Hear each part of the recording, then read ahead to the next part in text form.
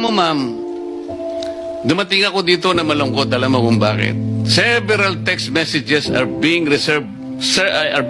received by this representation almost every day. Alam mo kung anong mga taong sinasabi nila sa akin? Nakikita po namin, sabi niya, kung paano winawaldas ang pera ng bayan.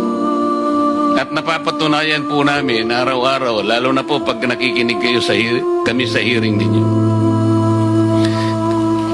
Kami po pawis, dugo ang puhunan namin dito. Lalong-lalo na po kami na nasa mababa lang ang kalagayan. Pinipilit naming magbayad ng buwis.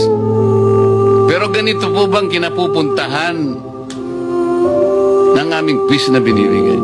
Pwede po ba, kanya, Senator? Pwede bang mag-request sa'yo? Pakikita ko sa iyo mga text messages mamaya para sabihin ko lang sa iyo na totoo sinasabi ko. Pwede bang ilaban nyo kami na next year wag muna kaming magbayad ng buwis? Sapagkat ito palang kinapupuntahan.